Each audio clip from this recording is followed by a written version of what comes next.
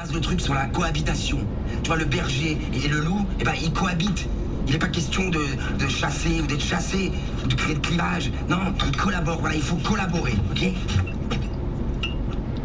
Il s'agit d'un extrait du film Le règne animal réalisé par Thomas Caillet en 2023. Et dans ce film, on voit un monde en proie à une vague de mutations qui transforme peu à peu certains humains en animaux. Je pensais avec mon équipe qui a eu cette idée que c'était une bonne entrée en matière. Est-ce que vous pensez, Philippe Descola, que ce film est peut-être significatif d'un désir général de notre époque, un désir pétri d'angoisse aussi peut-être, de retrouver un lien charnel avec la nature à l'encontre d'une modernité occidentale qui s'en serait séparée? C'est un film qui prend au sérieux le fait que nous sommes des animaux et qui donc pousse très loin cette idée en effaçant progressivement ce qu'il y a d'humain dans l'animal humain, c'est-à-dire Alors voilà, bonjour et bienvenue sur l'espace dédié au site mécaniqueuniverselle.net, le site qui essaie de démontrer que l'humanité évolue vers son ultime perfection.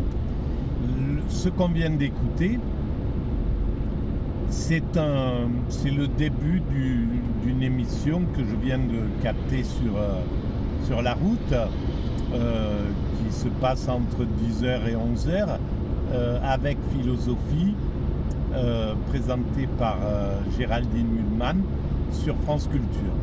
Et le thème là, c'était le désir actuel, apparemment, de revenir, de briser la séparation entre nature et culture. Et donc de retrouver quelque chose de cette nature qui est notre origine et dont nous sommes constitués. Alors, c'est intéressant, je vais écouter vraiment, parce que là c'est juste le début, j'ai pas encore mis l'oreille dans cette émission. Simplement, je voulais dire qu'en fait, mon travail sur la mécanique universelle est un peu paradoxal à ce niveau-là, parce que il fait un lien intense et puissant avec la nature, puisque je dis que nos lois, notre morale, notre éthique,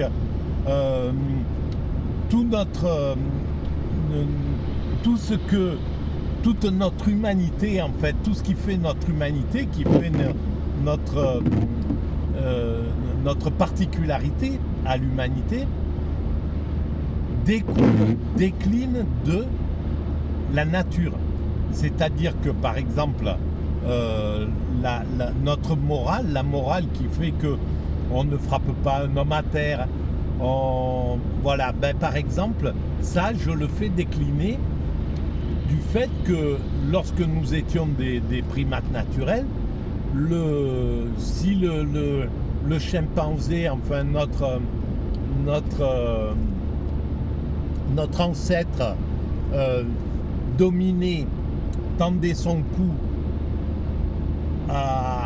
au dominant, le dominant, évidemment, il avait la possibilité de lui faire du mal, de le torturer, de le tuer éventuellement.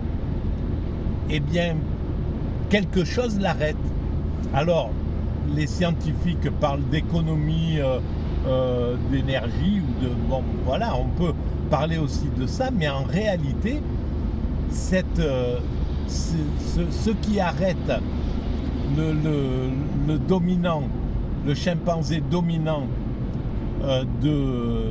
dans son agressivité lorsque le dominé fait acte de soumission, eh bien c'est pour moi à l'origine de notre morale, à l'origine de notre de notre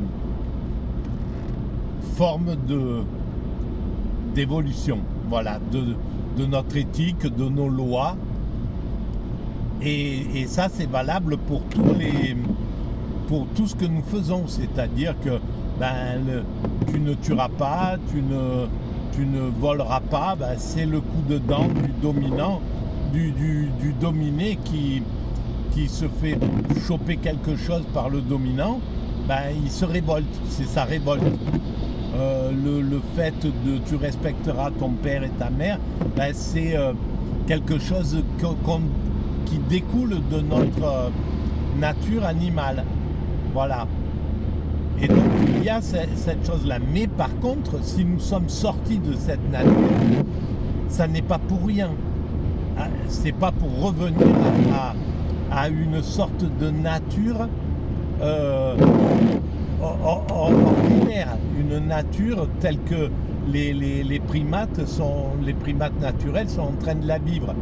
On reviendra à quelque chose, à de l'inné, à de l'immédiat, comme vivent les primates naturels, c'est-à-dire qu'ils sont dans un état d'immédiat beaucoup plus intense que le nôtre. Ils vivent l'instant présent absolument, sauf qu'ils sont perturbés par la violence qu'il y a au sein de la troupe. Il y a toujours des conflits à résoudre, il y a des prédateurs à écarter, il y a d'autres clans qui peuvent s'imposer, etc. Bon voilà, il y a de l'intranquillité chez nos primates qui, même s'ils vivent dans un état de pur immédiat, ne sont pas dans un état d'extase, de béatitude, de nirvana, comme l'être humain qui atteint l'immédiat.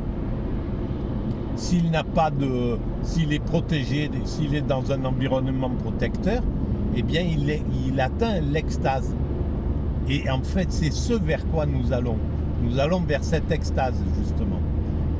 Et donc, on va vers un retour vers l'immédiat, mais en ayant écarté tout ce qui empêche nos cousins singes, nos cousins primates, de vivre cet immédiat en toute sérénité. Voilà l'idée de la mécanique universelle.